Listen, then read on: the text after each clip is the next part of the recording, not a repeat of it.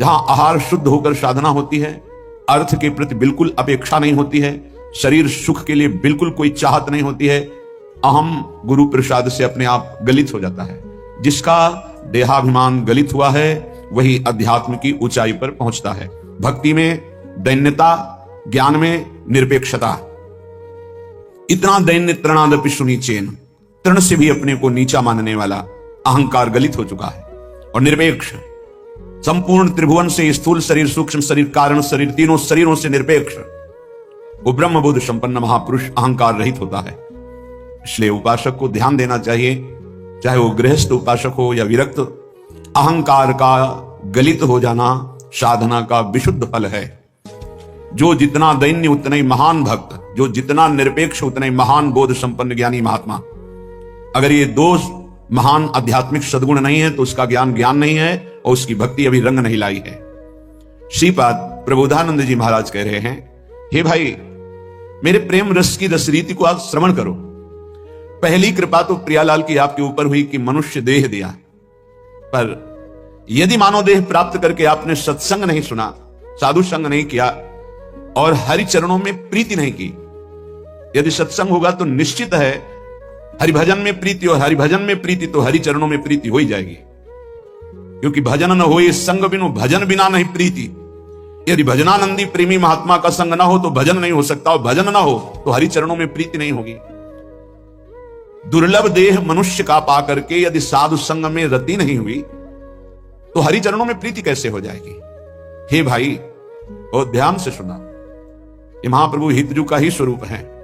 श्री रूपलाल गोस्वामी जी महाराज बड़े सिद्ध रस में डूबे हुए महापुरुष, जब ये बाल्यावस्था में ही थे तभी पद रचना शुरू कर दी थी श्री जी की। मेरी बारी को भंवरवा पहला पद है, मुझसे कहूं अनंत न जाए। बहुत उच्च कोटि का इसमें भाव छुपा हुआ है, पूरा निज मंत्र का भाव उसी में छुपा हुआ है।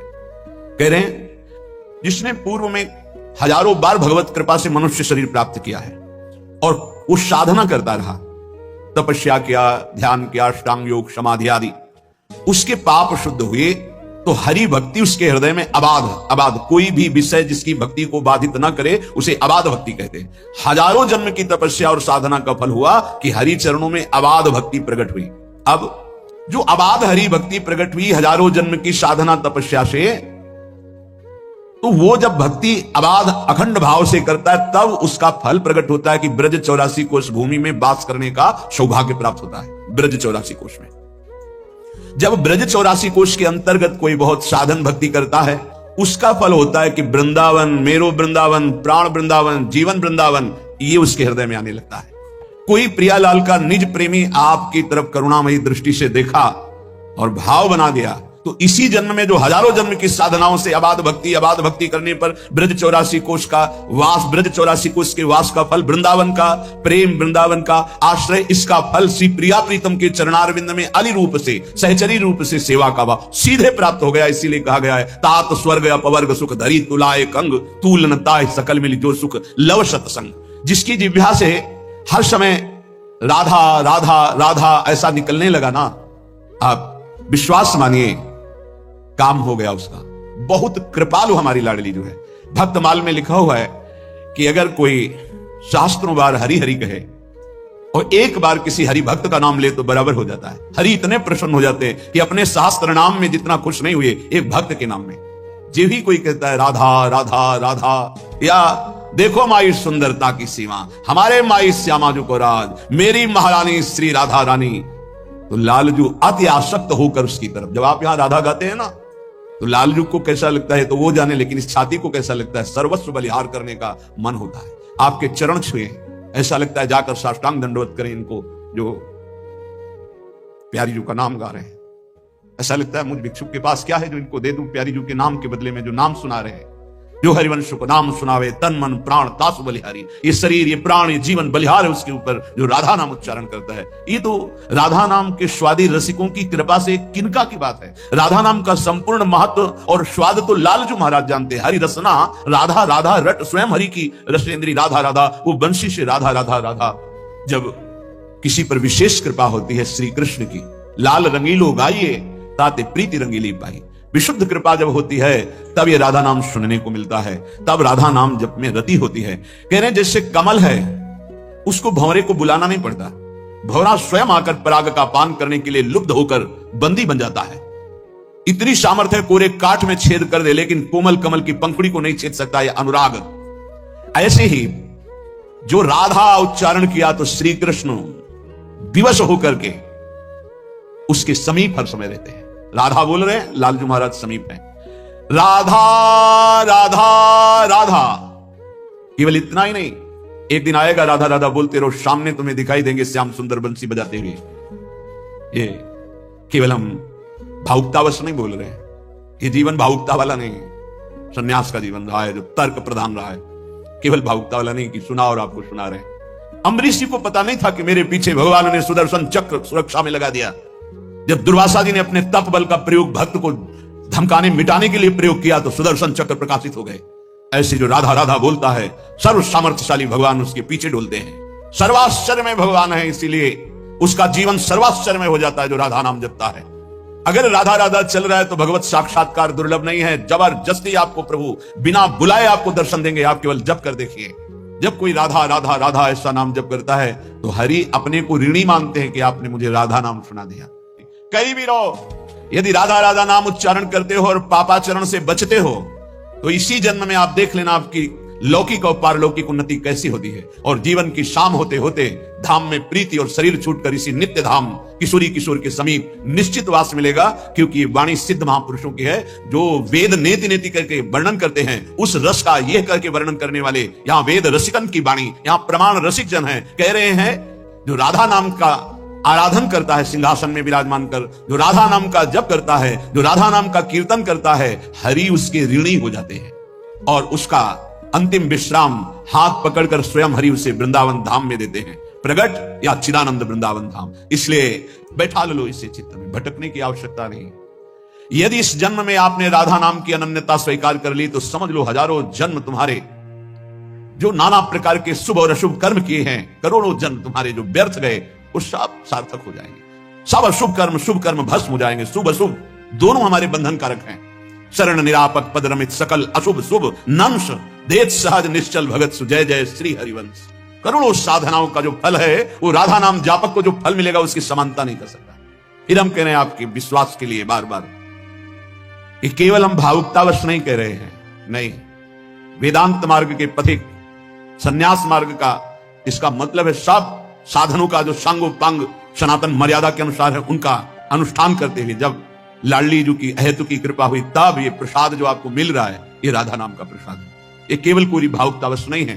आप देख लीजिएगा, आप देख लीजिएगा, खुद देख लीजिएगा, बस आप पकड़ लीजिएगा, हमारी प्रार्थना मान लीजिएगा, एक भेंट दे दीजिएगा कि अपनी श्वास खाली नहीं जाने देंगे, राधा राधा राधा। फिर आप देख लेना कुछ बातें ऐसी हैं ना शब्द है कि उसे बोल सकते हैं और ना बोलने की सामर्थ्य है, बस इतना कहते हैं देख लीजिएगा।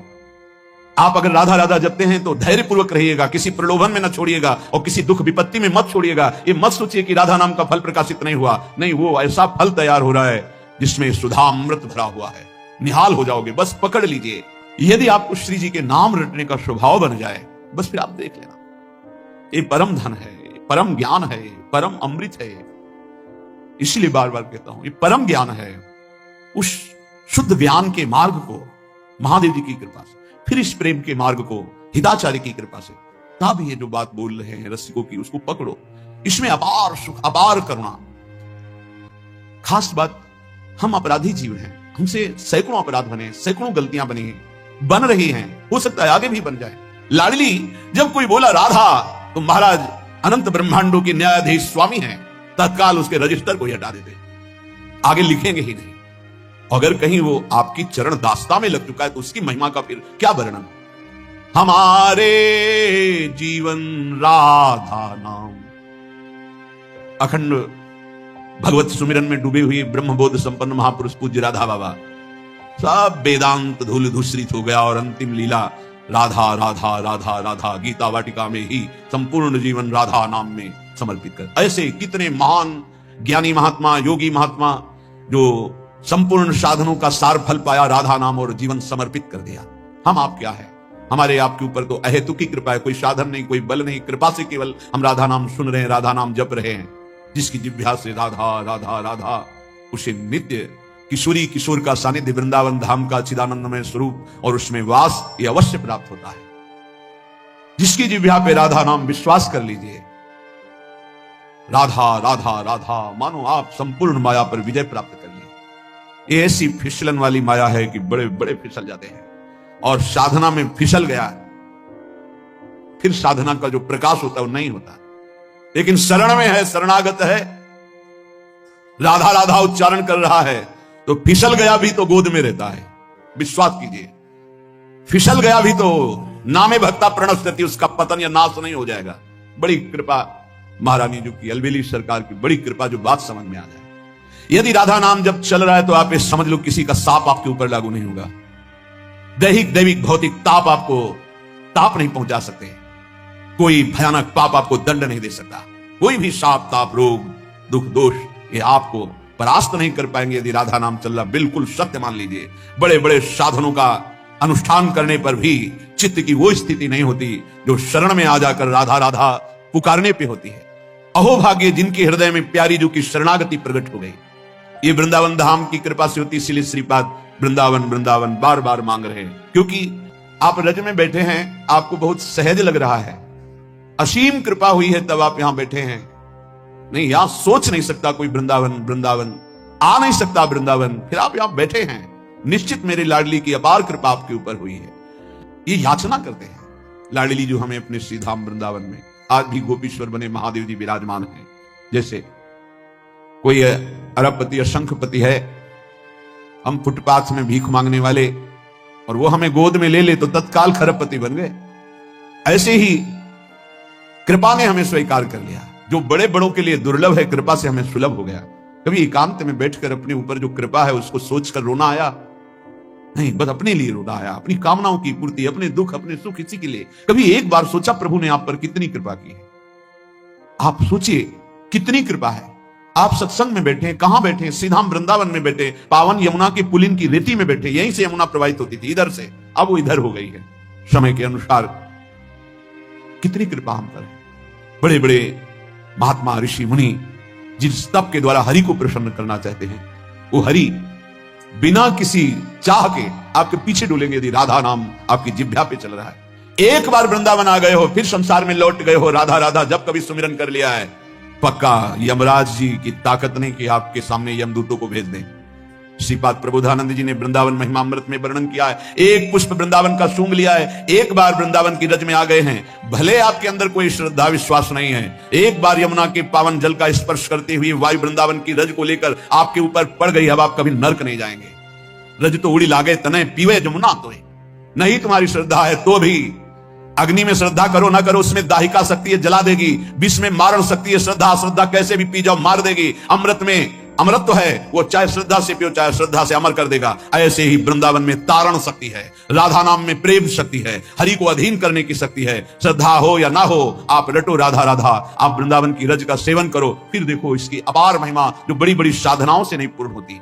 श्रीपाद कह रहे हैं जहां की रज लगाने से, जहां रसिकों का संग करने से युगल सरकार की प्रेम उन्मत्तता प्रकाशित होती है।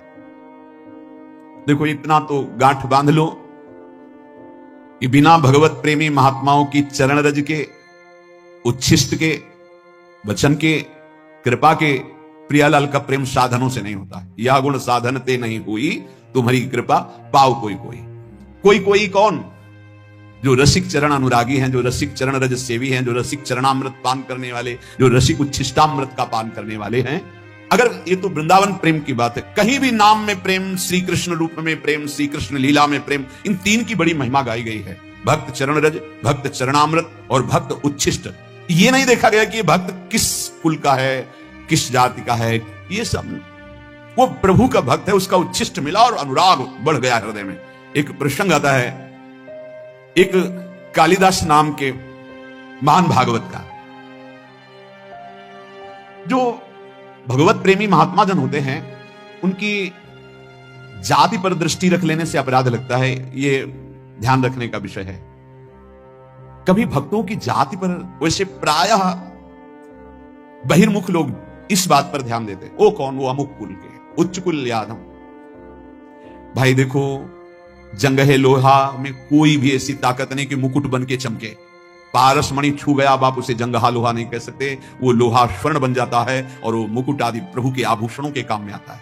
ऐसे हम सब जंगहे लोहा है, चाहे जहां के हो, चाहे जो हो, कोई हो। हमारी गति मना कष्टान इंद्रियाणि प्रकृतिस्थानि कर सती। ये संत महापुरुषों का स्पर्श, संभाषण, उनका संग हमें कीमती बना दिया, हमें जगत मंगल करने वाला बना दिया। जगत मंगल करने वाला देव भयमुद मंगलकारी, वो मंगलकारी। जैसे सहचरी भाव ही की प्राप्ति की बात नहीं, सहचरी भाव प्राप्त कराने वाले सामर्थ्य आ जाती चतुरासी जी गाने वाले को। सखी सुख के अधिकारी, सखी अधिकारी कहते, जैसे भंडार के अधिकारी, बोले भंडार के अधिकारी जी हैं, वो दे सकते हैं किसी को कुछ भी। ऐसे सखी सुख के वो अधिकारी हो जाते हैं, जो नाम व्यापक है, जो रसिक संघ है, जो चतुरासी जी का गायन, जो वृंदावन का सेवन, उनके प्रति ये देख लेना। देखो सही माने में देखो तो हमारी जो वाणी जी कहती है, जहां वेद नेति नेति कहते हैं, उसके आगे की वाणी जी है, यानी जाति पाति कुल कर्म धर्म व्रत संस्कृति हेतु अविद्या नासी है। अविद्या ही है, ये अविद्या ही है, कोई शुद्ध ज्ञान नहीं है। ये सेवक जी महाराज कह रहे हैं, ये जन्म मरण के चक्र में ही फंसाने वाली अविद्या है। जाति पाति कुल कर्म धर्म व्रत संस्कृति हेतु, संस्कृति आवागमन का हेतु है। जब इसके धर्मानुसार चले तो ये इससे वैराग्य दिला देता है, यही इसका फल है। अगर यही अहंकार बना रहा, मैं अमुक मैं अमुक, कुछ नहीं हाथ लगता, कुछ नहीं हाथ लगता। वाणी से पता चलता है अहम की धरा से हो रही है वाणी, निकल रही है या स्थिति से निकल रही है। स्थिति में हम सब एक हैं, परमात्मांश हैं, कोई भी महात्मा इसको काट नहीं सकता। शास्त्र बात है, भगवान की बात है। ममई वांसो जीव लोके जीव भूता सनातना, सनातन सब मेरे अंश हो, अंश में कोई भी कमी नहीं है। चीटी के अंदर भी वही जो भगवान शंकर के अंदर, जो इसके अंदर वही आपके अंदर, कोई अंतर नहीं है। सब जगह समान रूप से समोहम, भगवान की वाणी समोहम सर्वभूतेषु, समस्त प्राणियों में मैं समान रूप से विराजमान हूं। अब बचे पंचभूत जिनसे ढांचा रचा हुआ है, कोई कमी नहीं। क्षितिजल पावक गगन समीरा, ये पांचों बराबर सबके रचे। तो फिर ये मेड़ किस बात की है? भगवान कह रहे कि मैं इसलिए इसकी रचना की हूं कि धर्मानुसार चलो और परम धर्म को प्राप्त हो जाओ। तो जो परम धर्म में, भक्ति में है, भगवत मार्ग में, उनमें ये नहीं देखना चाहिए। भक्त पदरज, भक्त चरणामृत और भक्त उच्छिष्ट बड़े भाग्यशाली को मिलते हैं। त्रिभुवन में सबसे बड़ा भाग्यशाली कौन है? जिसे भक्तों का संग मिले। सुत दारा धन लक्ष्मी पापियों के घर होए, संत समागम हरि कथा तुलसी दुर्लभ होए। बड़े भाग्यशाली जिनको संत चरण रज मिलती है और संत उच्छिष्ट मिलता है और संत चरणामृत मिलता है, उनके भाग्य की क्या सराहना। पर वो समझे, भगवत कृपा को समझे तो बहुत जल्दी लाभ मिल जाए। इन तीनों का बहुत बड़ा महात्मा है। कैसा भी नीच स्वभाव वाला क्यों न हो, यदि ये तीनों प्राप्त हो जाए तो तीनों गुणों पर विजय प्राप्त कर ले। सतोगुण, रजोगुण, तमोगुण, तीनों लोकों पर विजय प्राप्त कर ले। काम क्रोध लोभ मोह मद मत्सर, जो तीनों लोकों को प्राप्त कर रहे। भक्त चरण रज सेवी, भक्त चरणामृत पान करने वाला और भक्त उच्छिष्ट पाने वाला, इन तीनों पर विजय प्राप्त कर लेता है। इसमें साधन बल काम नहीं करता, तीनों गुणों पर विजय प्राप्त करने के लिए कृपा काम करे। इसीलिए मोक्ष मूलम गुरु कृपा। सचमुच सचमुच वो हरि के बड़े कृपा पात्र हैं जिनको इन तीनों में श्रद्धा हो गई और तीनों ये जिनको प्राप्त होते हैं। जिनकी बुद्धि में संतों के प्रति हे भाव है, उनकी चरण रज में भाव नहीं, उनके उच्छिष्ट में भाव नहीं, उनके चरणामृत में भाव नहीं, उनकी तो यहां चर्चा ही नहीं है। भगवत स्वरूप, भगवत भक्तों की पद धूली उनके चिन्हों से उठाकर मस्तक पर जिसने लगा लिया, उसको वो प्रेम, वो सामर्थ्य प्राप्त होती है जो किसी साधन से नहीं मिलती है। जब हिरण्यकश्यप बहुत क्रुद्ध होकर के प्रहलाद जी को पटक दिया और कहा तेरी बुद्धि किसने की ऐसी, तो प्रहलाद जी ने जो उत्तर दिया बहुत समझने लायक है। जिन्होंने सब कुछ श्री हरि के चरणों में समर्पित कर दिया है, अकिंचन है, हरि के सिवा जिनके हृदय में कहीं कोई आश्रय बल भरोसा नहीं है, ऐसे भक्त जनों की चरण रज सेवन करने से ऐसी मति होती है। ऐसी मति किसी के सिखाने पढ़ाने से नहीं होती, किसी साधना से नहीं होती। जो मेरी मति हुई है, ये महियसाम पाद रजोभिषेकम निष्किंचना नाम न प्रणीत यावत। अकिंचन उन्हें कहते हैं चाहे वो चक्रवर्ती सम्राट ही क्यों ना हो, भगवान के सिवा जिसका कोई आस बल भरोसा नहीं, वो अकिंचन कहा जाता है। अगर अपने एक लंगोटी और कमंडल में भी आ सकती है तो अकिंचन नहीं कहा जाएगा। केवल एक भरोसो, एक बल, एक आस विश्वास, उसी को अकिंचन कहते हैं। जो केवल प्रभु में, ऐसे महापुरुषों की चरण रज से ऐसी मति होती है, किसी के सिखाने पढ़ाने से नहीं होती। नैसा मतिस्तावदुर्क्रमांगिम, इस पर सत्या अनर्थापगमो यदर्था। जब तक ऐसे महापुरुषों की चरण रज का स्पर्श नहीं होता, तब तक ऐसी जैसी मेरी मति है प्रहलाद जी कह रहे, ऐसी नहीं होती। तो जो भगवत स्वरूप समझ करके भक्तों की पद धूलि को अपने शरीर पर लगाता है,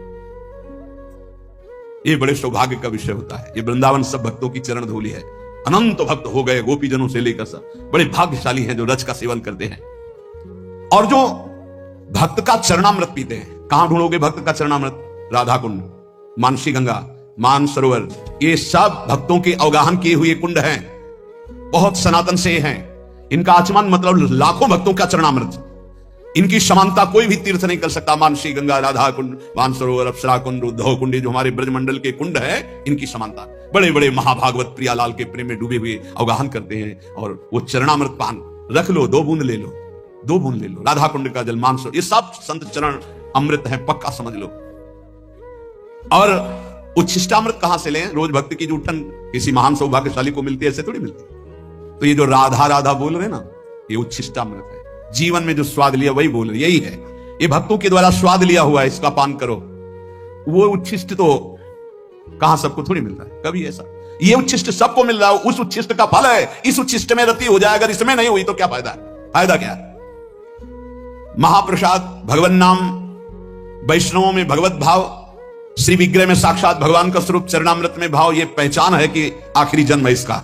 जिसके हृदय में इसकी श्रद्धा हो जाए, भक्तों में भगवत भाव, चरणामृत में श्रद्धा, उच्छिष्ट में श्रद्धा, चरण रज में श्रद्धा और श्री विग्रह में साक्षात मेरे प्रभु है, तो पहचान है कि उसका हृदय अंतिम जन्म की तरफ जा रहा है, उसका जन्म नहीं होगा। जिसको इस पर विश्वास है, उपासक किसी न किसी का आश्रय लेकर ही जीवन व्यतीत करता है। ध्यान से सुनिए, बिना आश्रय लिए जी नहीं सकता है, इसका स्वभाव है।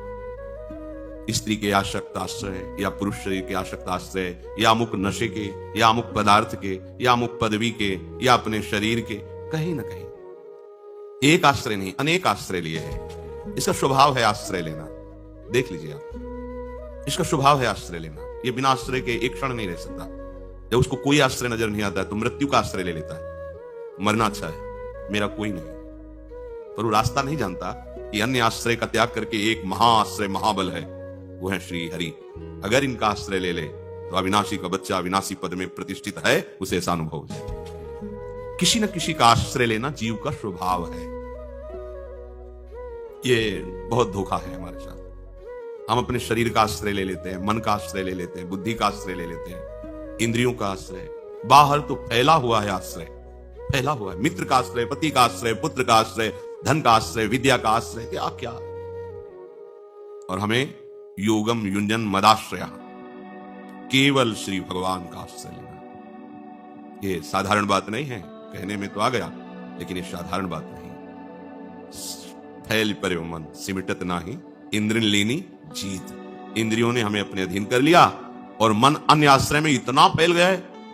एक एक वृत्ति देखो, सब वृत्ति आश्रित है किसी न किसी विषय, किसी न किसी व्यक्ति, स्थान। हम इसके बिना नहीं जी सकते, हम इसके बिना नहीं जी सकते। हमारा अस्तित्व क्या रह गया?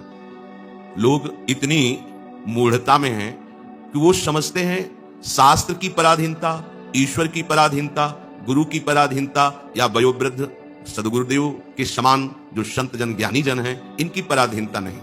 स्वतंत्रता ठीक है, तो आप देखो किसको आप स्वतंत्रता करें? इंद्रिय तुम्हें परास्त किए हैं, इंद्रियों की पराधीनता तुम अपनी स्वतंत्रता मानते हो। मन भोगों में मनन करके संकल्प करके घूम रहा है, इसे तुम स्वाधीनता मानते हो। छोटे छोटे विषय तुम्हें परास्त किए हैं, तुम मृत्यु के अधीन, काल के अधीन, विषय के अधीन, शरीर के अधीन, मन के अधीन, इंद्रियों के अधीन। तुम कह रहे हो हमको स्वतंत्रता प्रिय है। सबको स्वतंत्रता प्रिय अच्छा लगता है, स्वतंत्र होना अच्छा लगता है, पर इनकी परतंत्रता से हटो तब जानोगे स्वतंत्रता किसे कहते हैं। इनकी परतंत्रता से हटने के लिए ईश्वर की अधीनता, ईश्वर स्वरूप सदगुरुदेव की अधीनता अत्यंत आवश्यक है। यदि आपने भगवत प्रेमी महात्माओं की, शास्त्र की अधीनता स्वीकार नहीं की तो माया की अधीनता को जान ही नहीं पाओगे, क्योंकि इसका स्वभाव है अधीन हो जाना। ये किसी न किसी विषय, व्यक्ति, वस्तु, स्थान में अधीन हो जाता है। यदि गुरुदेव भगवान की अवहेलना करके मनमानी साधना आचरण किया जाए तो हृदय का दाग नहीं जाता, हृदय का दोष नष्ट नहीं होता, अहम पुष्ट होता रहता है। और जो केवल सदगुरुदेव की अधीनता स्वीकार कर लेता है तो उसको विशेष साधना नहीं करनी पड़ती। जैसे दीपक से दीपक जल जाता है तो पहले वाले दीपक में कोई कमी नहीं हुई और दूसरे वाला दीपक पहले वाले दीपक की तरह ही प्रकाशित हो जाएगा। ऐसे ही सदगुरुदेव अपने हृदय का बोध, हृदय का प्रेम अधीन शिष्य के हृदय में प्रकाशित कर देते हैं। अधीन, जहां बिल्कुल कोई भी मान अभिमान की गंध नहीं रह जाती, अपने को कठपुतली की तरह उनके हाथ में समर्पित कर देता है। जैसे चाहो हे नाथ वैसे नचाओ, बस माया का नाचना बंद। हरि गुरु की अधीनता माया की अधीनता से मुक्त करके स्वतंत्र तुम्हें कर देगी, परम स्वतंत्र कर देगी। अगर आपने हरि गुरु शास्त्र इनकी अधीनता स्वीकार नहीं की तो तुम कभी स्वतंत्र नहीं हो सकते। मनमानी आचरण स्वतंत्रता नहीं होती, यही पराधीनता है। मन जो चाहता है तुमसे करा लेता है और तुम अपने को स्वतंत्र मान रहे हो। श्री भगवान कह रहे हैं जीव का स्वभाव है किसी न किसी के अधीन हो जाना। ये किसी न किसी शब्द को हटाओ, मदाश्रया, भगवान कह रहे केवल मेरे आश्रित हो जाओ। ये जो अधीनता है वो अपने अंशी को खोज रहा है, प्यार को खोज रहा है। हमारा प्रीतम कहां है? जो हमारे अंदर चाह है वो खोजता है गलत जगह, विषयों में, व्यक्तियों में, पद प्रतिष्ठा में, धन में, विद्या में खोजता है। शायद मेरे हृदय की तृप्ति का ये स्थान हो, पर ये खोज बहुत समय से चल रही हो, अभी तक विश्राम नहीं मिला, मतलब हमारा रास्ता गलत है। हमें प्रभु के सम्मुख होना है और संसार की तरफ पीठ करना है। प्रभु के सम्मुख, अभी हम प्रभु की तरफ पीठ किए हुए हैं और संसार की तरफ खोज कर रहे हैं। अभी हम बाहर भटक रहे हैं। लौटो, अपने अंशी की तरफ लौटो। जब तक आपके लक्ष्य में आपके आराध्य देव नहीं होंगे तब तक तुम चाह करके भी बिना संबंध जोड़े नहीं रह सकते। ध्यान से सुनो, जब तक तुम श्यामा श्याम से अपना संबंध जो है उसे स्वीकार नहीं करते और केवल उसी संबंध को स्वीकार नहीं करते, केवल वही संबंध, तब तक तुम्हें कहीं ना कहीं फंसना ही पड़ेगा, पक्का कहीं ना कहीं फंसना पड़ेगा। शरीर प्रकृति का अंश है और आप परमात्मा के अंश हैं।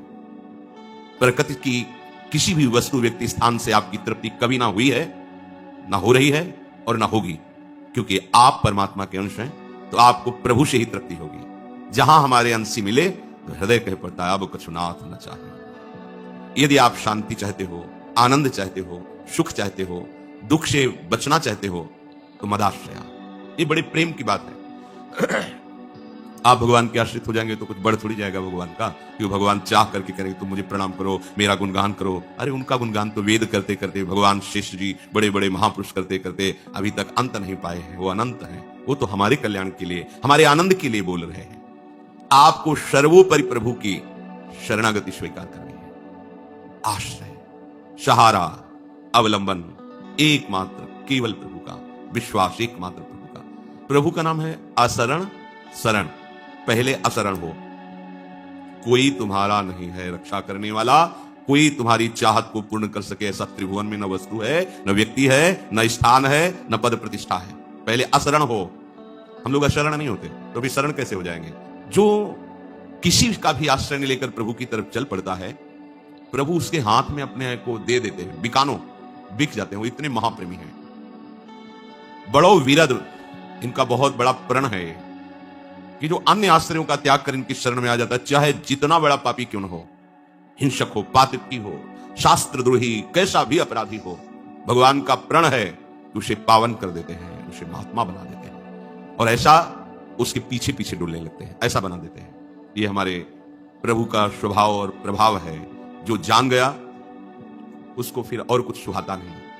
एक बार श्री स्वामी अखंडानंद जी ने पूज्य श्री भाई जी से कहा, बड़ी प्रसन्न मुद्रा में भाई जी विराजमान थे, कहा भाई जी आप कोई अपने मन की एक बात कह दो। भाई जी थोड़ी देर चुप रहे और कहा, उमा राम स्वभाव जे जाना ताहि भजन तज भावना। और बस आंसू चलेंगे। भगवान शिव उमा से कह रहे हैं कि हे उमा, जिसने भगवान श्री हरि का स्वभाव जान लिया वो भजन के बिना रह ही नहीं सकता। उमा राम स्वभाव जे जाना ताहि भजन तज भावना। बड़ो विरद पतितन को पावन भक्तन हाथ बिकानो। वो आश्चर्य की बात है। अनंत शक्तियों का स्वामी भक्तों के हाथ में बिक जाता है। बिका हुआ जैसा चाहे वैसा करवावे। तो भक्त तभी हुआ जब कोई चाह नहीं रह गई, तभी हरि बिक गए। इतना बड़ा बल होता है भक्तों का, जिनका यश परमहंस शिरोमणि श्री सुखदेव जी, भक्ति के आचार्य देवर्षि नारद जी, वैष्णवाचार्य भगवान शंकर और जगत को रचने वाले भगवान ब्रह्मा जी, ये सब जिनके प्रभाव को अपने हृदय में धारण करते हैं और महिमा का गान करते हुए थकते नहीं हैं, आज तक अंत नहीं पाया, वो हमारे प्रभु भक्तों के हाथ बिक जाते हैं। प्रभु हित को ही मानते हैं। आप प्रभु से अपनापन कर लिए, इससे बड़ा कोई दान नहीं, इससे बड़ी कोई तपस्या नहीं, इससे बड़ी कोई साधना नहीं। ध्यान से सुनिए, प्रभु मेरे हैं, ये आसक्ति आपके हृदय में आ गई, बहुत बड़ी बात होगी। प्रभु अपना तन, अपना जीवन, अपने सगे संबंधी, अपना माना हुआ ऐश्वर्य, संपत्ति, मान, प्रतिष्ठा, ये सब धूल के समान। प्रभु केवल हमारे धन, प्रभु हमारी इज्जत, प्रभु हमारे जीवन, प्रभु हमारा सर्वस्व। ये बात जिसके हृदय में आ गई, प्रभु बिक जाते हैं। बहुत बड़े बड़े तपस्वी हुए हैं, बड़ी कठोर साधना करने वाले महापुरुष हुए हैं। पढ़ा है उनके चरित्रों को। महाभारत में बहुत से ऐसे अरे जटाओं में घोंसला बन गया है, चिड़िया आकर के अंडे बच्चे जटाओं में दे रही, हाथ उठाए खड़े हैं मूर्ति की तरह। पर कहीं उनके जीवन में नहीं पाया गया कि प्रभु बिक गए इनके हाथ, ऐसा नहीं पाया गया। ये तो केवल भक्तों के जीवन में देखा जाता है। जो अभिमान रहित होकर, अन्य आश्रय रहित होकर प्रभु से अपनापन किया, प्रभु उसको घर परिवार जैसा संबंध होता ना, भाई हमारे बड़े भाई, छोटे भाई, बिल्कुल उसमें कोई प्रभुता नहीं दिखाई देती। ये हमारे ऐसे ही उसका प्रभु से संबंध हो जाता है। वो प्रभु की प्रभुता को लेकर के, अरे अखिल कोटि ब्रह्मांडों के ईश्वर महान, ऐसा मेरे कृष्ण, मेरे प्रभु, एकदम सहज बांधव, एकदम जैसे घर परिवार के जन, ऐसे प्रभु अपने महाप्रिय लगने लगते हैं, एक अपने प्रभु हो जाते हैं। ये महिमा जो प्रभु की ईश्वरीय महिमा है, ये जब तक रहती है तब तक प्रेम का प्रकाश नहीं हो पाता, क्योंकि इतने महान ईश्वर वो हमारे साथ खेले, ऐसा कैसे हो सकता है। पर यही भक्ति का चमत्कार है कि ईश्वर की ईश्वरता का विस्मरण करा दिया और जीव के जीवत्व का, और दोनों को समान करके प्रेम रंग में नचा दिया, प्रेम रंग में डुबा दिया, ईश्वर को भी और जीव को भी। यह सर्वश्रेष्ठ हरिप्रिया भक्ति का चमत्कार। इनकी राजधानी है वृंदावन। ये जो अनंत ब्रह्मांड है, आप इसे हैं, ये राजधानी है, निज महल है वृंदावन। और देखो कृपा करके हमको ऑफिस में नहीं रखा है, हमें निज घर में रखा है। बोले ऐसे ठाकुर को हो सेवक, ये ठसक, ऐसे ठाकुर को हो सेवक कैसे और नहीं मानो। अब हम किसी और को नहीं मान सकते अपना, मैं ऐसे हरि का सेवक। ये गर्व होना ही चाहिए। ये गर्व परम पवित्र करने वाला है, औरों को भी और आपको भी। प्रकृतिजन्य किसी भी क्रिया, वस्तु, व्यक्ति, स्थान का गर्व निंदनीय है। प्रकृतिजन्य, मुझे अमुक शास्त्र कंठस्थ है, यह अभिमान होना, मुझे अमुक पद मिला हुआ है, आप जानते हैं मैं कौन हूं, मैं अमुक अमुक अमुक हूं, ये निंदनीय है, बंदनीय नहीं है। प्रकृतिजन्य जितना भी अभिमान है, चाहे किसी वस्तु का हो, व्यक्ति का हो, स्थान का हो, पद प्रतिष्ठा किसी का, वो त्याज्य है। और परमात्मा जन्य अभिमान ये शुद्ध है, ये परम सच्चिदानंद में है, इसे स्वीकार करना चाहिए। मैं प्रभु का प्रभु मेरे, मैं हरि का दास, विषयों का गुलाम नहीं, प्रकृति का गुलाम नहीं, मैं प्रभु का दास। ये मैं प्रभु जहां ऐसा जुड़ा, इसमें परम पवित्रता है। और जहां ये मैं जुड़ा, मैं धनवान, मैं विद्वान, मैं रूपवान, मैं गुणवान, मैं महान, ये अपवित्र हो गया। प्रकृति जन्य चेष्टा को, शरीर को, व्यक्ति को, वस्तु को अपने अहम में बैठा लिया तो अपवित्र हो गया, यही मल है। और प्रभु को बैठा लिया अहम में, ये निर्मल है। जानो मैं श्री हरि का हूं, प्रियालाल का हूं। ये ठसक हृदय में तभी आएगी जब आप मैं किसी का नहीं हूं, कोई मेरा नहीं है। अशरण बनो तब शरणागति पुष्ट होती है। तो प्रभु कह रहे कि जो केवल मेरा आस भरोस विश्वास सहारा, महापुरुषों ने कहा जाकी है उपासना, ताही की वासना, ताही को नाम रूप लीला गुण गाइए। यह है भगवदाश्रय। यह अनन्य परम धर्म परिपाटी, वृंदावन बस अनत न जाइए। सोई व्यभिचारी आन कहे, आन करे ताको मुख देके, दारुण दुख पाइए। व्यास होई उपहास त्रास किए, आस अछत कित दास कहाइए। तुम कैसे अपने को हरि दास कहला सकते हो? यदि तुम किसी से भी आशा रखते हो तो तुम हरि के नहीं। अभी आप हरि के आश्रय में नहीं, मदाश्रया नहीं हुआ। योगम युंजन मदाश्रय, भगवान जो आदेश कर रहे हैं, आप अभी उस पंक्ति में नहीं है। किसी से आशा नहीं। आशा ही परमम दुखम, नैराश्यम परमम सुखम। आशा श्री लाडली लाल से, आशा श्रीदाश्यम वृषभानुजायास। अगर किसी व्यक्ति वस्तु किसी से भी हमारी आशा जुड़ी है तो अभी हमारी शरणागति पुष्ट नहीं हुई। सच्ची मानिए, कोई तुम्हारी आशा पूरी नहीं कर सकता। जब तक प्रभु का आश्रय नहीं लोगे, संसार चक्र रुकने वाला नहीं। कोई भी कुछ भी कर लो, छूटवे के जतन विशेष बांधे जाओगे। अभिमान पूर्वक की हुई साधना और बंधन प्रदान करती है। जाकी है उपासना, ताही की वासना। अगर हम शरीर की उपासना करते हैं तो भोगों की वासना हमें देखो जला रही है। यदि हम प्रभु की उपासना करें तो मिलन की वासना जग जाएगी। कब देखूंगा? क्या प्रभु हमसे कभी बात करेंगे? कभी क्या प्रियालाल को मैं भर नेत्र देख पाऊंगा? अंदर ये वासना जागृत, ये वासना जगत बंधनी वासना है। कैसे जागृत होगी? तो आगे उपाय बता रहे। ताही को नाम रूप लीला गुण गाइए। ये सिद्ध साधन भी है और यही साध्य। बड़े बड़े सिद्ध जन जी इसी का रसास्वादन करते हैं। ताही को नाम, ताही शब्द पर ध्यान दीजिए। हम जिसकी उपासना करते हैं हमारी जिह्वा से केवल केवल उसी का ही नाम जप कीर्तन होना चाहिए। जैसे हम वृंदावनवासी युगल उपासी श्यामा श्याम के, तो बस हमारी जिह्वा अनन्य हो जाए, जुगल नाम की अनन्य हो जाए रचना हमारी। देखो हमने रसिक महापुरुषों के भावों को सूक्ष्मता से उनकी कृपा से देखा। एक बार हितधाम में कीर्तन हो रहा था, राधा वल्लभ श्री हरिवंश श्री वृंदावन श्री बंचन। सूक्ष्मता पर एकांत में चिंतन करने पर तब पता चला कितनी प्रीति है प्रियालाल में, शैचरी भाव की कितनी ठसक है कि नाम के बीच का अंतराय इनको सहन नहीं हो रहा। रूप के अंतराय की तो बात जाने दो ना, राधा वल्लभ के बीच में इतना अंतराय उनको सहन नहीं हुआ के शिकायत कर रहे हैं, आप इतना सह कैसे रहे यार। तो उनसे कहा कि उनका आलाप लेना पड़ता है, तो उन्होंने राधा वल्लभ एक साथ बोलकर आलाप लो ना, राधा बोलकर के आलाप ले रहे हो, फिर रुक जा रहे हो, फिर वल्लभ बोल रहे हो, आप ये सबकी समझ में नहीं आएगा। उनका कितना हृदय आसक्ति से युक्त हो चुका है, इतना दूर नाम क्यों कर दिया प्रिया और प्रीतम के बीच में अंतराय। ये सहचरी भाव है। प्रगट में अंतराय नाम का नहीं सह पा रहे, तो सोचो मानसिक सेवा में लीला में अंतराय कैसे सह पाएंगे ऐसे महापुरुष। ताही को नाम, रूप, लीला, गुणगान, ये निष्ठा पकड़ो। आप वृंदावन में आकर के प्रिया प्रीतम के चरणारविंद की शरणागति लिए हैं, ये आपकी बात नहीं है, आपको प्रिया प्रीतम ने पसंद किया है। अब आप अपनी पसंद को सुहा कीजिए, आप अपनी पसंद को जला डालिए, प्रिया प्रीतम की पसंद को स्वीकार कीजिए। कितना अंतराय है उपासना में कि आप श्यामा श्याम के चरणों में जुड़कर इधर उधर भटक रहे हैं और बातें सुन रहे हैं, निंदा स्तुति कर रहे हैं, निंदा स्तुति सुन, इसी में समय बर्बाद करना है क्या? अरे चुपचाप अपने आराध्य देव के नाम को पकड़ो, उनके चरणों का आश्रय लो और उनकी लीला में प्रवेश करो। आए हो प्रभु ही तो लाए ना आपको।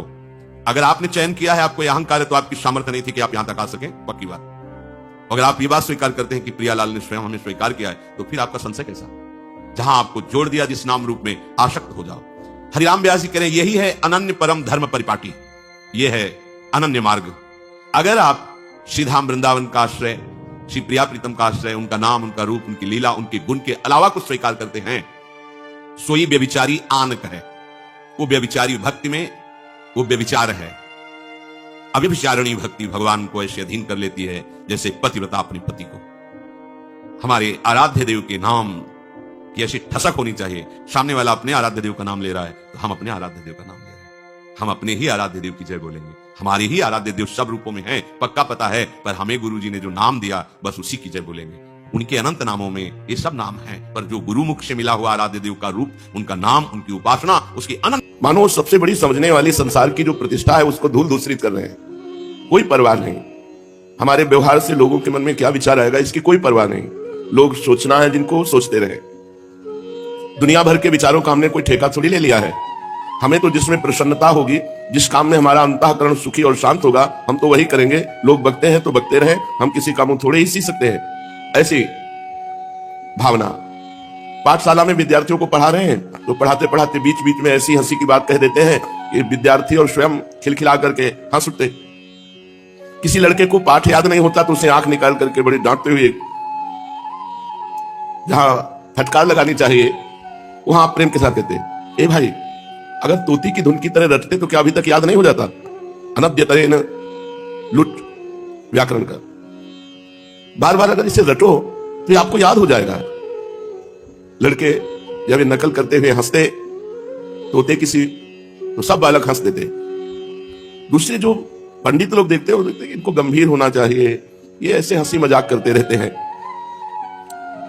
इतना ही नहीं, सब विद्यार्थियों को लेते हैं और गंगा किनारे जाते हैं। किसी के साथ शास्त्रार्थ कर रहे हैं, किसी के साथ गंगा जी के किनारे कबड्डी खेल रहे हैं, किसी के साथ जल छिड़क छिड़क कर खेल रहे हैं। विवाह हो गया है और पढ़ा रहे हैं, पर बालवत चेष्टा। कभी स्वयं अपने हाथों से विद्यार्थियों के ऊपर गंगा जल डाल रहे हैं। विद्यार्थी सब भूल जाते कि हमारे अध्यापक है, मित्रवत व्यवहार करते। कभी कभी 10-5 मिलकर एक साथ ही निमाई के ऊपर जल उलीचने लगते। निमाई पंडित जल से घबराकर जल्दी से जल से बाहर निकल कर भागते। पैर फिसल जाता तो सब विद्यार्थी ताली देकर हंसने लगते। दर्शनार्थी भी दूर से देख करके खुश होते। ईर्ष्वार लोग कहने लगे, वारे पंडित, पंडितों के नाम को कलंकित करते हो। विद्यार्थियों के साथ ऐसा व्यवहार, खिलवाड़, हंसी मजाक। अरे पंडित हो, थोड़ा गंभीर रहना चाहिए। कोई कहता इनका दोष नहीं है, छोटी अवस्था में अध्यापक बन गए ना, उसी का कुपरिणाम है। किंतु निमाई मुस्कुरा देते। उनको क्या पता कि इतने गंभीर हो जाएंगे कि विश्व में कोई दूसरा गंभीर नहीं हुआ। गंभीरा में 18 वर्ष तक महाप्रभु रुदन ही करते रहे। महापुरुषों की अलौकिक लीलाएं होती हैं, वो पार्थिव बुद्धि से समझ में नहीं आती। जब पंडित लोग ऐसा बोलते तो निमाई अपनी खेल की ही मस्ती में रहते, कौन क्या बक रहा है इसका उन्हें पता ही नहीं। स्नान करके रास्ते से जा रहे हैं, कोई स्नान करके जा रहा है, मुट्ठी में धूल ली, ऊपर से डाल दी, बड़े गंभीर भाव से प्रणाम। और वो देख रहा किसी ने धूल डाल दिया आपके ऊपर, और सब विद्यार्थी आसपास उसकी हंसी मजाक कर, किसी की धोती पकड़ के खींच लेना, किसी को किसी के ऊपर ढकेल देना। कोई स्नान किए जा रहा है और बगल में गांव की जैसे नालियां होती, नाली के किनारे गए और धीरे से पैर मार दिया और गिर गया, बोले दोबारा गंगा स्नान करना पड़ेगा। वो कहता देखो निमाई तुमने हमको अपवित्र कर दिया। अरे तुम्हें 2 बार गंगा स्नान का पुण्य मिलेगा, जाओ गंगा स्नान करो। यहां तक ऐसी चंचलता कि जहां कोई देखता निमाई आ रहे हैं तो साइड में हो जाते कि कुछ ना कुछ चंचलता जरूर कर देंगे। और अगर कोई बड़ा बूढ़ा पंडित विद्वान आ रहा है तो आप बिल्कुल नजदीक खड़े हो जाते जाकर के प्रणाम, और 10-20 प्रश्न एक साथ करते। इसका मतलब क्या होता है, इसका मतलब क्या होता है, इसका मतलब क्या होता है। बेचारा पोथी दवाई दगल में भागते ही नजर आता कि इनसे कौन बात करे। किसी वैष्णव को देखते तो नजदीक चले जाते और प्रणाम करते, कहते किम तावत वैष्णवत्वम, वैष्णवता किसे कहते हैं, किम तावत वैष्णवत्वम।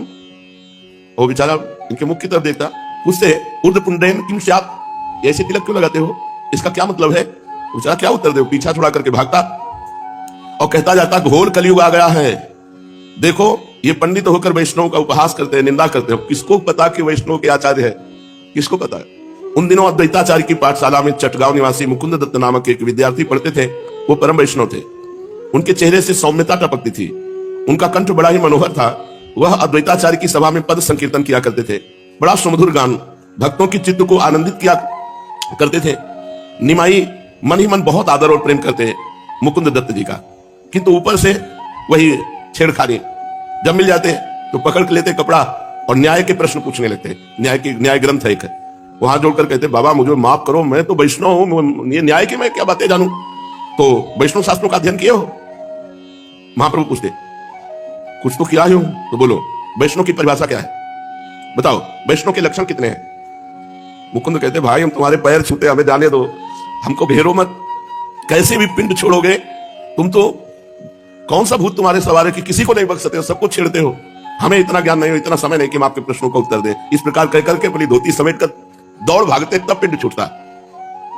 एक दिन ये गंगा स्नान करके आ रहे थे, उधर से मुकुंद दत्त गंगा स्नान के निमित्त दूर से आता देखकर मुकुंद दत्त भागे, एकदम दूर भागते थे लोग, महाप्रभु घेर लेते, प्रश्न पे प्रश्न करते। निमाई ने अपने विद्यार्थियों से कहा देखो ये वैष्णव है, इसकी चाल देखो कैसे चल रहा है, कैसे बच के बेचारा भाग रहा है, मानो मैं उसको कोई कष्ट दे दूंगा। एक विद्यार्थी ने कहा कोई जरूरी काम होगा महाराज इसलिए वो भाग रहे हैं। उन्हें हाँ जरूरी काम यही है, वैष्णव होकर के हम अवैष्णवों से बात ना हो, यही जरूरी काम है कि हम लोगों से बातचीत ना करें। जोरों से मुकुंद दत्त को सुनाते हुए बोले अच्छा बच्चा आज तुम अपने वैष्णवपन में हो और हमें अवैष्णव समझते हो, देख लेना एक दिन देख लेना तुम मेरे पीछे भागोगे।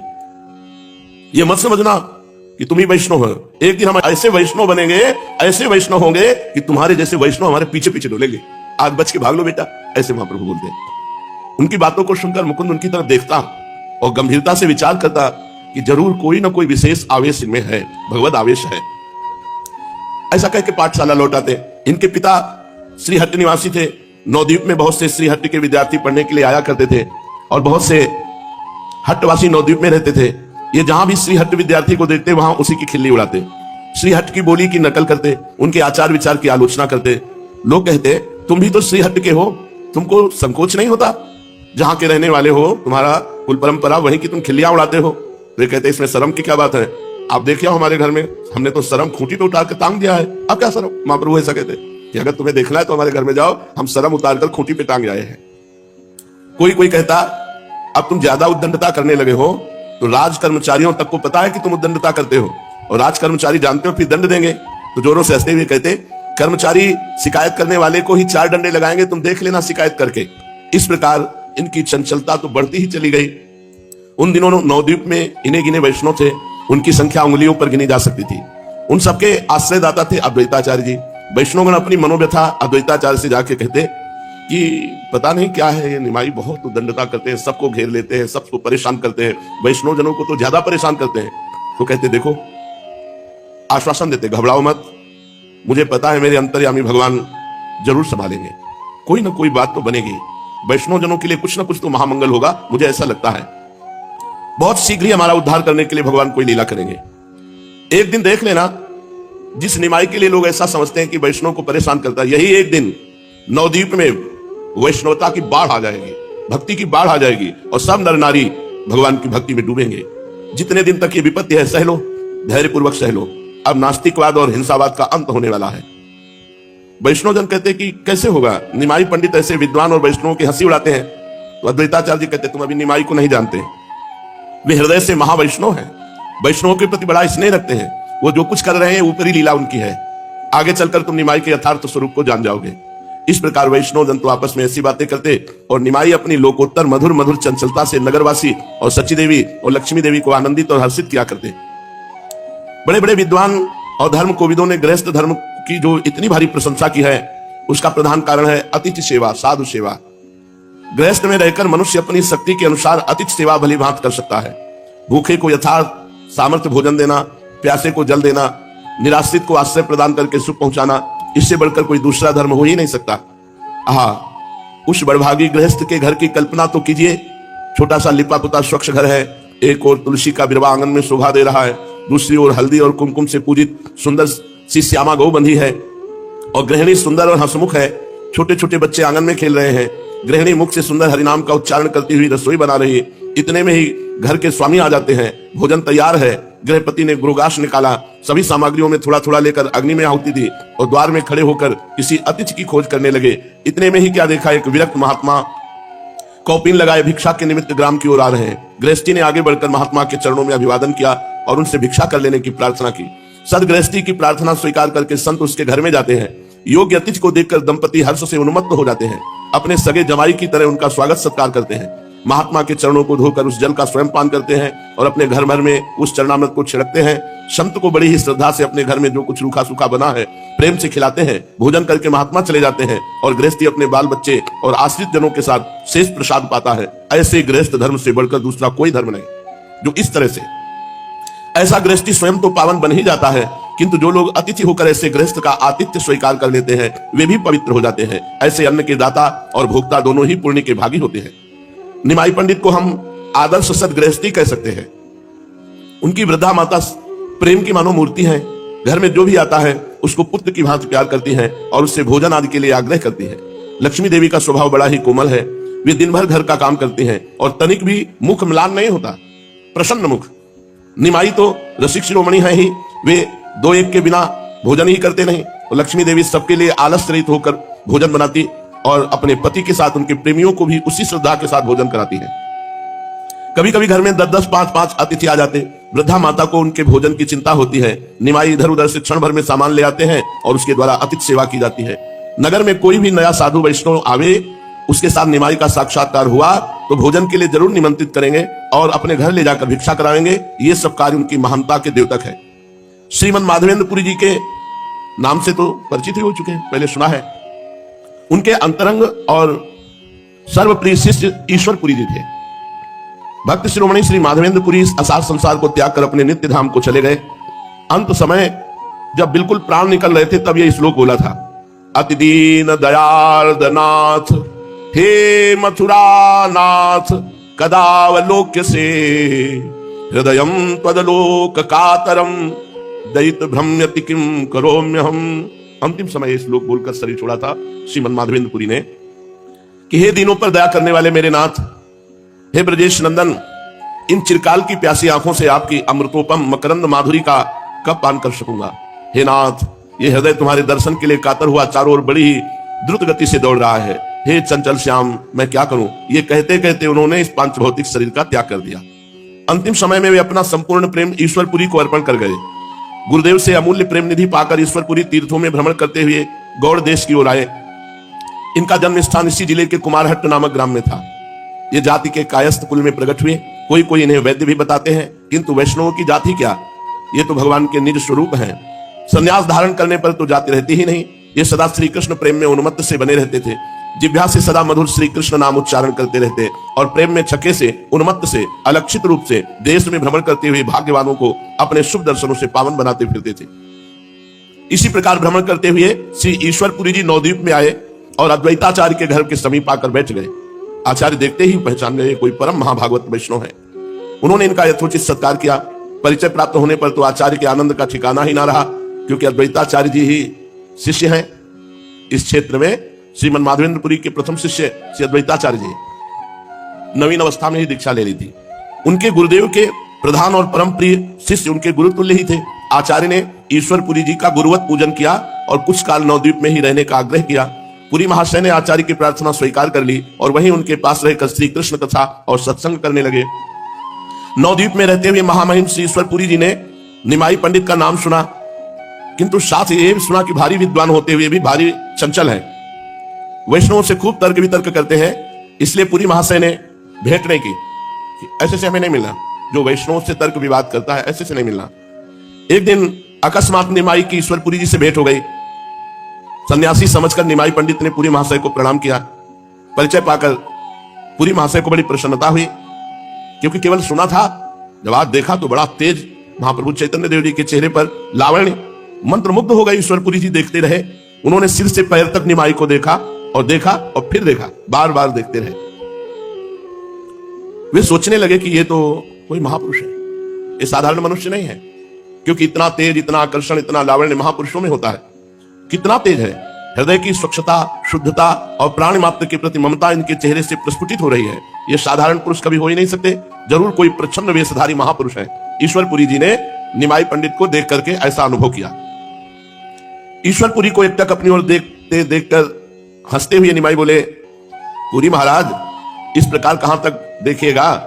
आज हमारे घर भिक्षा कर लीजिए और दिन भर बैठकर देखते रहिएगा। यह सुनकर पुरी महाराज थोड़ा सा संकुचित से हुए और निमाई का निमंत्रण बड़े प्रेम से स्वीकार कर लिया। भोजन तैयार होने के पूर्व निमाई अद्वैताचार्य जी के घर से ईश्वरपुरी जी को अपने घर लिवा गए। ये ईश्वरपुरी जी प्रथम गुरु महाप्रभु चैतन्य देव के आगे चलकर हुए। सची माता ने ईश्वरपुरी जी को बहुत ही अधिक अभ्यर्चना की, उन्हें श्रद्धा भक्ति के साथ भोजन कराया। भोजन के अनंतर कुछ काल तक दोनों महापुरुषों में कुछ सत्संग होता रहा। फिर दोनों ही अद्वैताचार्य जी के आश्रम में आए। अब तो निमाई पंडित पुरी महाशय के समीप यदा कदा आने लगे। उन दिनों पुरी महाशय श्री कृष्ण लीला अमृत नामक एक ग्रंथ की रचना कर रहे थे। पुरी ने पंडित समझकर इनसे उस ग्रंथ के सुनने का आग्रह किया। गदाधर पंडित के साथ संध्या समय जाकर ये उस ग्रंथ को रोज सुनने लगे। पुरी महाशय ने कहा, आप पंडित हैं, इस ग्रंथ में जहां भी कहीं अशुद्धि हो, त्रुटि मालूम पड़े, वहीं आप बता दीजिएगा। इन्होंने नम्रता के साथ उत्तर दिया, श्री कृष्ण कथा में भला क्या शुद्धि और क्या शुद्धि? भक्त अपने भक्ति भाव के आवेश में आकर जो कुछ भी लिखता है वो परम शुद्ध ही होता है। जिस पद में भगवत भक्ति है, जिस छंद में श्री कृष्ण लीला का वर्णन है, वह अशुद्ध होने पर भी शुद्ध है। और जो काव्य श्री कृष्ण कथा से रहित है, वो चाहे कितना भी ऊंचा काव्य क्यों न हो, उसकी भाषा चाहे कितनी बढ़िया क्यों न हो, वो व्यर्थ ही है। भगवान कृष्ण तो भावग्राही है, वे घट घट की बातें जानते हैं। बेचारी भाषा उनकी बिरदावली का बखान कर ही क्या सकती है? उनकी प्रसन्नता में तो शुद्ध भावना ही मुख्य कारण है। जैसे मूर्ख कहता है विष्णाय नमः, पर यथार्थ में विष्णुवे नमः है, और भगवान समझते हैं कि हमको ही नमस्कार कर रहा है। उसमें ये नहीं देखते कि शुद्ध है कि अशुद्ध है। भगवान समझ रहे मुझे नमस्कार कर रहा है। निमाई पंडित का ऐसा उत्तर सुनकर पुरी महाशय बहुत प्रसन्न हुए कि हम तो समझते थे वैष्णव की खिल्ली उड़ाते हैं, ये तो बहुत गंभीर और आंतरिक विचार करने वाले, ये तो परम वैष्णव है। प्रसन्नता प्रकट करते हुए कहा, यह उत्तर तो आपकी महत्ता का द्योतक है। इस कथन से आपने श्री कृष्ण लीला की महिमा का ही वर्णन किया है। आप धुरंधर वैयाकरण हैं, इसलिए पद पदांत और क्रिया की शुद्धि अशुद्धि पर आप ध्यान जरूर देते जाएं। ये कहकर वे अपने ग्रंथ को इन्हें सुनाने लगे। ये बड़े मनोयोग के साथ नित्य प्रति आकर उस ग्रंथ को सुनते और सुनकर प्रसन्नता प्रकट करते। एक दिन ग्रंथ सुनते सुनते एक धातु के संबंध में इन्होंने कहा, यह धातु आत्मनेपदी नहीं है, परस्मैपदी है। और ईश्वरपुरी जी उसे आत्मनेपदी ही समझ बैठे थे। इनकी बात से उन्हें शंका हो गई। इनके चले जाने के पश्चात पूरी रात भर उस धातु के ही संबंध में सोचते रहे। दूसरे दिन जब ये फिर पुस्तक सुनने आए तो इनसे पुरी जी ने कहा, आप जिसे परस्मैपदी धातु बताते थे वो तो आत्मनेपदी ही है। ये कहकर उन्होंने उस धातु को सिद्ध करके इन्हें बताया। ये सुनकर बहुत प्रसन्न हुए और कहने लगे कि आपका ही कथन ठीक है, मुझे भ्रम हो गया। इस प्रकार इन्होंने पुरी के समस्त ग्रंथ को श्रवण किया। उस ग्रंथ के श्रवण करने से इन्हें बहुत ही सुख प्राप्त हुआ। इनकी श्री कृष्ण भक्ति धीरे धीरे प्रस्फुटित सी होने लगी। ईश्वरपुरी के प्रति भी इनका आंतरिक अनुराग उत्पन्न हो गया।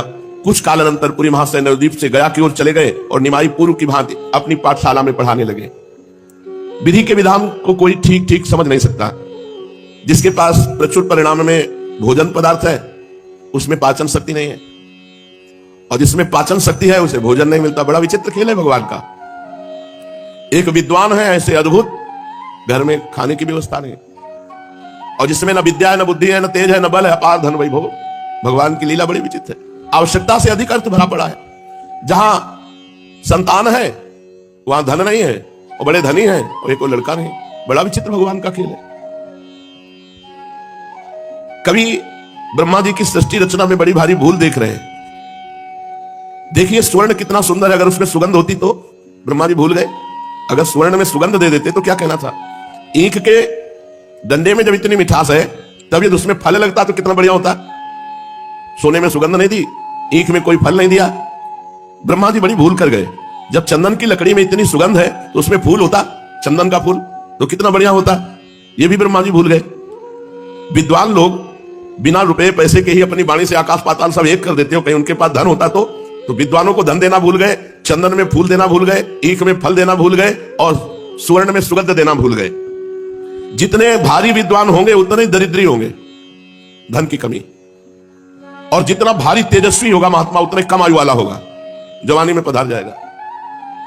जितने बड़े बड़े महात्मा हुए कम आयु वाले हुए। हमें लगता है ब्रह्मा जी ठीक से अगर सृष्टि बनाते तो बढ़िया रहता। किसी कवि ने कहा कि गंधा सुवर्णे फल मिक्षु दंडे नाकारी पुष्पम खलु चंदनेशु विद्वान धनाढ्यो न तो दीर्घ जीवी धातु पुरा कोपि न बुद्धि ददो भूत। ब्रह्मा जी हमें लगता है जल्दी में गड़बड़ी कर गए। ब्रह्मा जी जरूर ही ये गड़बड़ी कर गए। विद्वानों को निर्धन नहीं बनाना चाहिए, विद्वानों को धनी बनाना चाहिए। पर विद्वानों को अन्य पुरुषों के आश्रित रहना पड़ता है। देखा आपने, देखा है महाभारत पूरी कंठस्थ, महाभारत पूरी कंठस्थ। उनको ऐसे बैठ जाए तो श्लोक सहित बोल और फटित होती। पहले भोजन के लिए कोई दूसरा निमंत्रण उनको देगा, मतलब भारी धन की हानि और विद्वता चरम सीमा की। ऐसा ही कुछ महाप्रभु के घर में था। विद्वता ज्ञान वैराग्य भक्ति की मूर्ति है महाप्रभु। अब बूढ़ी मैया है, कोई पूर्व की प्रॉपर्टी नहीं है, अब ब्याह हो गया है तो अर्थ की आवश्यकता है। उस समय ऐसा नहीं था कि संस्कृत पाठशाला में बड़ी भारी दक्षिणा मिलती हो, जैसे अब पेमेंट सरकारी मिलते हैं। ऐसा नहीं था, अपनी अपनी पाठशाला है, कुछ जो कुछ उससे मिल गया। ऐसे कोई सरकारी पैसा थोड़ी मिलता था। अब ये तो कहो कि बड़ी सौम्य और सहनशील लक्ष्मी देवी थी, जो कभी अपनी कोई मांग ही महाप्रभु से नहीं की। जो कुछ घर में उसी से काम चला रहे। निमाई पंडित विद्वान थे, गुणवान थे, रूपवान थे, तेजवान थे, पर धनवान नहीं थे। सांसारिक धन नहीं था। उनके यहां निर्धनता का साम्राज्य था। किंतु निमाई पंडित को तनिक भी इसकी व्यथा नहीं थी कि मैं निर्धन हूं। उनके सामने किसी भी प्रकार की परिस्थिति उनको दुख नहीं दे सकती थी। ये भगवान में चित्त जोड़ने से होता है। निमाई को जरा भी परवाह नहीं थी कि हमारे घर में धन नहीं। उन दिनों योग्य और नामी पंडित देश विदेशों में अपने योग्य छात्रों के साथ भ्रमण करते थे। सदगृहस्थ ऐसे विद्वानों को धन दे दिया करते थे, पूजा करते थे, वस्त्र आदि दे दिया करते थे। कुछ विद्वानों ने निमाई से कहा कि आप भी थोड़ा भ्रमण करो, तो भ्रमण करने से कुछ विद्वता का प्रकाश होगा और धन मिल जाएगा, जिससे परिवार का पोषण होगा। तो निमाई की भी पूर्व बंगाल में भ्रमण करने की इच्छा हुई। उन्होंने अपनी माता की अनुमति से अपने कुछ योग्य छात्रों के साथ पूर्व बंगाल की यात्रा की। उस समय लक्ष्मी देवी को उनके पिता के घर में रख दिया। मतलब बड़ी विचित्र भगवान की बात है कि ऐसे महापुरुषों के घर में भी ऐसी अव्यवस्था, जबकि बड़े बड़े मूर्खों में खूब धन संपत्ति देखी गई। तो ये वैसा ही है जैसे भगवान प्रकट हो रहे हैं देवकी वसुदेव जी कारागार में। यही भगवान की बड़ी विचित्रता है। जिनका नाम ले ले तो भवबंधन मुक्त हो जाए, वो स्वयं आ रहे हैं और माता पिता बंधन युक्त हैं। श्री गंगा जी को पार करके निमाई पंडित अपने शिष्यों के साथ पद्मा नदी के तट पर राढ़ देश में पहुंचे। बंगाल में भगवती भागीरथी की 2 धाराएं हो जाती है। गंगा जी की मूल शाखा पूर्व की ओर जाकर जो बंगाल के उपसागर में मिली उसका नाम पद्मावती है। दूसरी जो नवद्वीप होकर गंगा सागर में जाकर समुद्र से मिली उसे भागीरथी गंगा कहते हैं। ब्रह्मपुत्र नदी के और दक्षिण तट से लेकर पद्मा नदी पर्यंत के देश को राढ़ देश कहते हैं। पहले बंगाल इसे ही कहते थे। उत्तर तट को गौड़ देश कहते थे, दक्षिण तट को बंगाल या राढ़ के नाम से पुकारते थे। आज इसे पूर्व बंगाल कहते हैं। गौड़ देश वालों से बंग देश वालों का आचार विचार भी कुछ कुछ भिन्न था और अब भी है। निमाई पंडित ने पद्मा के किनारे किनारे पूर्व बंगाल के बहुत से स्थानों में भ्रमण किया। जो भी लोग इनका आगमन सुनते हुए यथाशक्ति भेंट लाकर इनको समर्पित करते। वहां के विद्यार्थी कहते हैं हम बहुत दिनों से आपकी प्रशंसा सुन रहे हैं। आपकी लिखी हुई व्याकरण की टिप्पणी बड़ी ही सुंदर है, हमें अपने पाठ में उससे बहुत सहायता मिलती है। कोई कहते हैं आपकी पदधूल से देश पावन बन गया। आपके प्रकांड पांडित्य की हम प्रशंसा ही मात्र सुनते थे, आपके गुणों की कौन प्रशंसा कर सकता है। इस प्रकार लोग भांति भांति से निमाई की प्रशंसा करते और पूजा करते। इनके साथियों को भय था कि पंडित जी यहां भी नवद्वीप की भांति चंचलता न कर दें, किंतु महाप्रभु देश काल को समझते थे। बहुत गंभीर बर्ताव। कई मास तक ये पूर्व बंगाल में भ्रमण करते रहे। किंतु एक मिनट भी कभी चंचलता नहीं की। कई महीने गंभीर स्वभाव, एक गंभीर पंडित की भांति सदा बने रहते थे। इनसे जो जिस विषय का प्रश्न पूछता उसे उसी प्रश्न के अनुसार यथावत उत्तर देते। यहां इन्होंने वैष्णवों की कभी आलोचना नहीं की, उल्टा भगवत भक्ति का सर्वथा प्रचार किया। इन्होंने लोगों के पूछने पर भगवान नाम का महात्म्य बताया, भक्ति की श्रेष्ठता सिद्ध की और कलयुग में भक्ति मार्ग को ही सर्वश्रेष्ठ, सुलभ और सर्वोपयोगी बताया। किंतु ये बातें इन्होंने एक विद्वान पंडित की हैसियत से कही थी। जैसे विद्वानों से जो भी प्रश्न करो उसी का शास्त्रानुसार उत्तर दे देंगे। भक्ति का असली स्रोत तो इनका अभी अव्यक्त रूप से छिपा ही हुआ था, उसके प्रवाहित होने में अभी देरी थी। फिर भी इनके पांडित्यपूर्ण उत्तरों से राढ़ देशवासी श्रद्धालु मनुष्यों को बहुत लाभ हुआ। वे भगवान नाम और भक्ति के महत्व को समझ गए। उनके हृदय में भक्ति का एक नया अंकुर उत्पन्न हुआ, जिसे पीछे से गौरांग की आज्ञानुसार नित्यानंद प्रभु ने प्रेम से सींचकर पुष्पित, पल्लवित, फलान्वित बनाया। इस प्रकार ये शास्त्रीय उपदेश करते हुए राढ़ देश के मुख्य मुख्य स्थानों में घूमने लगे। शाम को अपने साथियों को लेकर के पद्मों में स्नान करते, घंटों एकांत में जल विहार करते रहते। लोग बड़े सत्कार से इन्हें खाने पीने की सामग्री देते, इनके साथी अपना भोजन स्वयं ही बनाते थे। इस प्रकार इनकी यात्रा के दिन आनंद से कटने लगे। एक दिन महामहिम निमाई पंडित एकांत स्थान में बैठे हुए थे। उसी समय एक तेजस्वी ब्राह्मण उनके समीप आया। ब्राह्मण के चेहरे से उसकी नम्रता, शीलता, पवित्रता और प्रभु प्राप्ति के लिए विकलता प्रकट हो रही थी। ब्राह्मण अपनी वाणी से निरंतर भगवान के सुमधुर नामों का उच्चारण कर रहा था। उसने आते ही इनके चरण पकड़ लिए और फूट फूट कर रोने लगा। इन्होंने उस ब्राह्मण को उठाकर गले से लगाया और अपना कोमल कर उसके अंग पर फेरते हुए बोले, आप ये क्या कर रहे हैं? आप तो हमारे पूज्य हैं, हम तो अभी बालक हैं, आप हमारे स्वयं पूजनीय हैं। ब्राह्मण इनके पैरों को पकड़े हुए निरंतर रुदन कर रहा था। वो कुछ सुनता ही न था, बस हिचकियां भर भर कर जोरों से रोता ही था।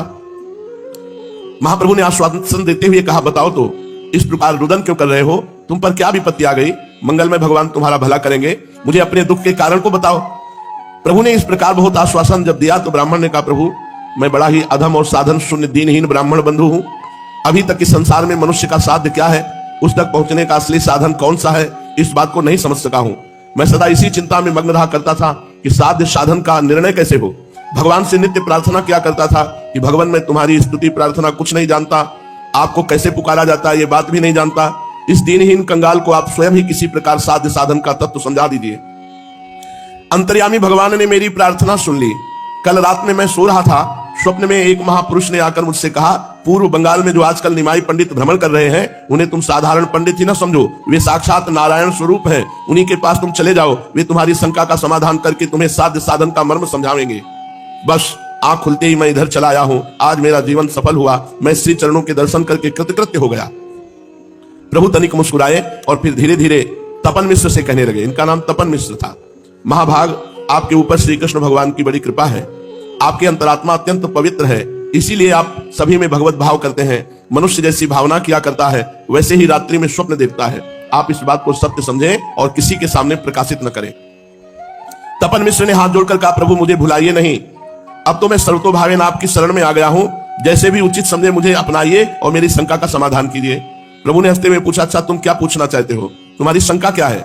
दीन भाव से तपन मिश्र ने कहा, प्रभु इस कलिकाल में प्राचीन साधन जो शास्त्रों में सुने जाते हैं उनका होना तो असंभव है। समयानुसार कोई सरल, सुंदर और सर्वश्रेष्ठ साधन बताइए और किसको साध्य मानकर उस साधन को करें। प्रभु थोड़ी देर चुप रहे, फिर बड़े ही प्रेम के साथ तपन मिश्र से बोले, विप्रवर, प्रभु प्राप्ति ही मनुष्य का मुख्य साध्य है। उसकी प्राप्ति के लिए प्रत्येक युग में अलग अलग साधन होते हैं। सतयुग में ध्यान ही मुख्य साधन समझा जाता था। त्रेता में बड़े बड़े यज्ञों के द्वारा उस यज्ञ पुरुष भगवान की अर्चना की जाती थी। द्वापर में पूजा अर्चा के द्वारा प्रभु प्रसन्नता समझी जाती थी। किंतु कलयुग में केवल भगवान नाम, केवल भगवान नाम जप, भगवान नाम कीर्तन से ही भगवत प्राप्ति है। कृते अध्यायतो विष्णु त्रेतायाम यजतो मकई द्वापरे परिचर्यायाम कलौ तद्धरि कीर्तना। कलयुग में केवल नाम जप, नाम कीर्तन से भगवत प्राप्ति है। त्रेता में यज्ञों के द्वारा, सतयुग में ध्यान के द्वारा, द्वापर में पूजा के द्वारा, कलयुग में केवल भगवान नाम जप, भगवान कीर्तन। बस सब साधनों को छोड़कर हरिनाम का ही आश्रय पकड़ना चाहिए। भगवान व्यास देव ने 3 बार प्रतिज्ञा करते हुए कहा, हरिर नाम हरिर नाम हरिर नाम एव केवलम कलौ नास्तेव नास्तेव नास्तेव गतिरन्यथा। कलयुग में केवल हरि का ही नाम सार है। मैं प्रतिज्ञा करके कहता हूं, कलयुग में हरिनाम को छोड़कर दूसरी गति नहीं है, नहीं है, नहीं है। लोग हरिनाम का महत्व न समझकर संसार में भांति भांति की यातनाएं सह रहे हैं। जो भगवान नाम की महिमा समझ लेगा फिर उससे भव बाधाएं व्यथा पहुंचा ही नहीं सकती। मैं तुम्हें सार से सार बात, गुह्य से गुह्य साधन बताए देता हूं। इसे खूब यत्न पूर्वक स्मरण करना और इसे ही अपने जीवन का मूल मंत्र समझना। संसार सर्प दष्टानाम मेकमेव शुभेशजम सर्वदा सर्वकालेषु सर्वत्र हरिचिंतनम। सार बात है, संसार रूपी सर्प के काटे हुए मनुष्य के लिए एक ही सर्वोत्तम औषधि है, वो ये कि हर समय, हर काल में, हर स्थान में निरंतर हरि स्मरण ही करता रहना चाहिए। प्रभु के मुख से साधन का गुह्य रहस्य सुनकर मिश्र जी को बड़ा ही आनंद हुआ। आनंद के कारण उनकी आंखों में से अश्रुधारा बहने लगी। उन्होंने रोते रोते प्रभु के चरण पकड़कर प्रार्थना की, प्रभु आपकी असीम अनुकंपा से आज मेरे सभी संशयों का मूलोच्छेदन हो गया। अब मुझे कोई भी शंका नहीं रही। अब मेरी यही अंतिम प्रार्थना है कि मुझे श्री चरणों से पृथक न कीजिए, सदा श्री चरणों के ही समीप बना रहूं, ऐसी आज्ञा प्रदान कीजिए। प्रभु ने कहा, अभी नहीं, अभी काशी जाओ, काशी में जाकर निवास करो। कालांतर में हम भी काशी जी आवेंगे, तभी आपसे भेंट होगी और आपको वहीं काशी में जाकर रहना चाहिए। प्रभु की आज्ञा से उद्धार करके तपन मिश्र काशी को चले गए और इधर प्रभु अपने घर लौटने की तैयारियां करने लगे। बड़े बड़े महापुरुषों के जीवन में बड़े बड़े दुख आए हैं। अब जब कुछ धन और कुछ भोग सामग्री लेकर लौटे महाप्रभु, तो लक्ष्मी देवी जो प्राणप्रिय पत्नी है, गृह कार्य में दक्ष है, पति के मनोनुकूल है, पवित्र भार्या है, मीठी वाणी है और नाम भी लक्ष्मी है। सचमुच ये निमाई की लक्ष्मी है। पिता के घर में छोड़ गए थे। अब भगवान का ऐसा कि इनके हृदय में कह नहीं पाई थी, लेकिन पति के वियोग का बहुत प्रभाव पड़ा। जाते समय निमाई कह गए थे कि दुखी होने की बात नहीं है, मैं जा रहा हूं, शीघ्र लौट कर आऊंगा, कोई बहुत दिनों के लिए थोड़ी जा रहा हूं। लेकिन शायद वियोग इसलिए था कि लक्ष्मी देवी को महाप्रभु का दोबारा दर्शन नहीं होना था। जब महाप्रभु लौट के आए तो पता चला लक्ष्मी देवी के प्राण छूट गए। अभी तो नया विवाह हुआ था। लक्ष्मी देवी पति के वियोग में खिन्न चित्त से दिन गिनने लगी। उन्हें पति के बिना संपूर्ण संसार सुना ही सुना दृष्टिगोचर होने लगा। उन्हें संसार में पति के सिवा प्रसन्न करने वाली कोई भी वस्तु नहीं थी। प्रसन्नता का जो मूल है वो हृदय से अपने पति को मानते थे। इसलिए बहुत अंदर ही अंदर उदास बनी रहने लगी। उदासी के कारण अन्न जल भी छूट गया। विरह की ज्वाला में हृदय जलने लगा। उनके पिता ने चिकित्सकों को दिखाया, किंतु बेचारे संसारी वैद्य इस प्रेम रोग का निदान कर ही क्या सकते। बात पित्त कफ के सिवा वो चौथी बात जानते ही नहीं। इन तीनों से विलक्षण ही ये प्रेम विकार व्याधि है। इस कारण वैद्यों के उपचार से कोई लाभ नहीं हुआ। धीरे धीरे लक्ष्मी देवी का शरीर अधिकाधिक क्षीण होने लगा। यहां तक कि जीवन की आशा न रही। वे मानो अपने अत्यंत क्षीण शरीर को अंतिम बार पति दर्शनों की लालसा से टिकाए हुए हैं, किंतु उनकी अभिलाषा पूरी न हो सकी। निमाई पंडित को पूर्व बंगाल में अनुमान से अधिक दिन लग गए। अंत में बड़े कष्ट के साथ वियोग व्यथा को न सह सकने के कारण अपने पति देव के चरण चिन्हों को हृदय में धारण करके इस पांच भौतिक शरीर का त्याग कर दिया लक्ष्मी देवी ने। अभी तो आनंद का समय आया था। चलो घर में 9 बहू आई थी, सची माता को सहयोग मिलता, महाप्रभु को भी, पर उन्हीं के निमित्त से वो बंगाल गए कि कुछ अर्थ और कुछ व्यवस्था हो जाएगी, और लौटे तो पहले ही उन्होंने शरीर त्याग दिया था। बड़ा विचित्र भगवान की। घर वालों ने रोते रोते उनके सभी संस्कार किए। इधर निमाई पंडित को पूर्व बंगाल में भ्रमण करते हुए कई मास बीत गए। अब इन्हें घर की चिंता होने लगी। इन्हें भान होने लगा कि हमारे घर पर कोई अनिष्ट हुआ है। हृदय के भाव तो असंख्यों कोशों पर से हृदय में आ जाते हैं। लक्ष्मी देवी की अंतिम वेदना इनके हृदय को पीड़ा पहुंचाने लगी। इन्हें अब कहीं आगे जाना अच्छा नहीं लगा, इसलिए इन्होंने साथियों को नवद्वीप लौट चलने की आज्ञा दी। आज्ञा पाकर सभी नवद्वीप लौट चलने की तैयारियां करने लगे। बहुत से नवीन छात्र भी विद्योपार्जन के निमित्त इनके साथ हो लिए थे। उन सभी को साथ लेकर नवद्वीप की ओर चल पड़े। इन्हें काफी धन तथा अन्य आवश्यक वस्तुएं भेंट उपहार में प्राप्त हुई थी। थोड़े दिनों में फिर नवद्वीप लौट आए। इनके आगमन का समाचार बिजली की तरह नगर में फैल गया। इनके इष्ट मित्र, स्नेही तथा पुराने छात्र दर्शनों के लिए इनके घर पर आने लगे। ये सभी से यथोचित प्रेम पूर्वक मिले। सभी ने यात्रा के कुशल समाचार पूछे। इन्होंने सबसे पहले अपनी माता के चरणों को स्पर्श किया। माता का चेहरा मुरझाया हुआ था। वे पुत्र वधू के वियोग और पुत्र की चिंता के कारण अत्यंत दुखी सी मालूम पड़ती थी। चिरकाल के बिछड़े हुए अपने प्रिय पुत्र को पाकर माता के सुख का वाला पार न रहा। गौ जिस प्रकार बिछड़े हुए बछड़े को पाकर उसे प्रेम से चाटने लगती है, उसी प्रकार माता निमाई के युवा शरीर के ऊपर अपना शीतल और कोमल कर कमल फिराने लगी। उनकी आंखों से निरंतर प्रेमाश्रु निकल रहे थे। निमाई ने हंसते हुए पूछा, अम्मा सब कुशल है ना? मुझे अनुमान भी नहीं था कि इतने दिन लग जाएंगे। तुम्हें पीछे कोई कष्ट तो नहीं हुआ? पुत्र के ऐसा पूछने पर माता चुप हो रही। तब किसी दूसरी स्त्री ने बताया कि लक्ष्मी देवी का परलोक गमन हो गया है। सुनते ही महाप्रभु के चेहरे पर दुख, संताप और वियोग के भाव प्रकट होने लगे। माता और भी जोरों के साथ रुदन करने लगी। निमाई की भी आंखों में आंसू आ गए और उन्हें पूछते हुए धीरे धीरे से माता को समझाने लगे, मां विधि के विधान को मेट ही कौन सकता है। जो भाग में बदा होगा वो तो अवश्य ही होकर रहेगा। इतने ही दिनों तक तुम्हारी पुत्र वधू का तुमसे संयोग बदा था, इस बात को कौन जानता था। माता ने रोते रोते कहा, बेटा अंतिम समय में भी वो तेरे आने की ही बात पूछ रही थी। ऐसी बहू अब मुझे नहीं मिलेगी, वो साक्षात लक्ष्मी ही थी। निमाई ये सुनकर चुप हो गए। माता फिर बड़े जोरों से रोने लगी। इस पर प्रभु ने कुछ देर जोर देकर कहा, अम्मा अब चाहे तो कितना भी रोती रहे, तेरी पुत्र वधू तो अब लौट कर आने की नहीं, वो लौटने के लिए नहीं गई है। अब तो धैर्य धारण करने से ही काम चलेगा। पुत्र के ऐसे समझाने पर माता ने धैर्य धारण करके अपने आंसू पोंछे और निमाई को स्नान आदि करने के लिए कहा। फिर स्वयं उनके लिए भोजन बनाने में लग गई। भोजन से निवृत्त होकर निमाई पंडित अपने इष्ट मित्रों के साथ पूर्व बंगाल की यात्रा संबंधी बहुत सी बातें करने लगे और फिर पूर्व की भांति पाठशाला में जाकर पढ़ाने लगे। भगवत दत्त प्रतिभा भी एक अलौकिक वस्तु है। पता नहीं किस मनुष्य में कब और कैसी प्रतिभा प्रस्फुटित हो उठे। अच्छे गायकों को देखा, वे पद को सुनते सुनते ही कंठस्थ कर लेते हैं। सुयोग्य गायकों को दूसरी बार पद्य को पढ़ने की आवश्यकता नहीं होती, एक बार के सुनने पर ही उन्हें याद हो जाता है। किसी को जन्म से ही ताल, स्वर और राग रागिनियों का ज्ञान होता है और वो अल्प वय में अच्छे अच्छे धुरंधरों को अपने गायन से आश्चर्यान्वित बना देता है। कोई कवि होकर ही माता के गर्भ से उत्पन्न होते हैं, जहां वे बोलने लगे कि उनकी वाणी से कविता ही निकलने लगती है। कोई अनपढ़ होने पर भी ऐसे सुंदर वक्ता होते हैं कि अच्छे अच्छे शास्त्री और महामहोपाध्याय उनके व्याख्यान को सुनकर चकित हो जाते हैं। ये सब भगवत दत्त शक्तियां हैं। इन्हें कोई परिश्रम करके प्राप्त करना चाहे तो असंभव है।